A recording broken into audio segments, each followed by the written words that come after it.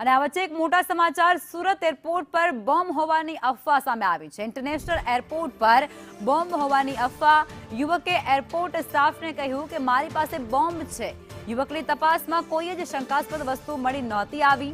Police અને airport સ્ટાફે રાહતનો શ્વાસ લીધો, જેમાં ડુમસ પોલીસે યુવકની અટકાયત કરી લીધી છે। વધુ તપાસ હાથ ધરી છે। સંવાદદાતા મનીષ આપણી સાથે જોડાઈ ચૂક્યા છે। મનીષ, શું છે વિગતો?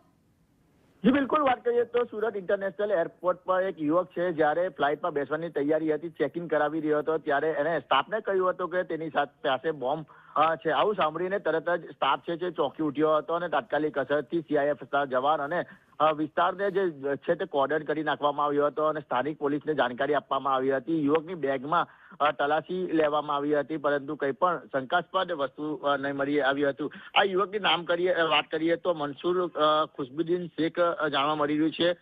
સતારાનો રહેવાસી છે, પરંતુ જે રીતના તેને માત્ર ને માત્ર મજાક મસ્તીમાં આ પ્રમાણે કેવું તેને ભાડું પડ્યું હતું, સમગ્ર મામલે તેને પોલીસ સ્ટેશન લઈ જવામાં આવ્યો હતો અને ત્યાં આગળ સઘન પૂછપરછ કરવામાં આવી હતી। ત્યારબાદ તેના વિરુદ્ધમાં ડુમસ પોલીસ મથકમાં ગુનો પણ નોંધાયો હતો। એટલે કહેવાય કે જે રીતના અત્યારે તંગીદરી માહોલ ચાલી રહ્યો છે અને તે વચ્ચે સુરતના એક યુવાને આ રીતના જે કહેવાય કે ઇન્ટરનેશનલ એરપોર્ટ પર બોમ્બ હોવાની જે વાત કરી હતી, જેને લઈને સૌ કોઈ ઇન્ટરનેશનલ એરપોર્ટ પર રહેલા લોકો છે તે સસ્પેન્ડ રહી ગયા હતા અને ચોંકી ઉઠ્યા હતા। હાલ તો તમામ મામલે આ યુવકની ધરપકડ કરી લેવામાં આવી છે અને તેની વધુ તપાસ હાથ ધરવામાં આવી રહી છે। જી, આભાર મનીષ।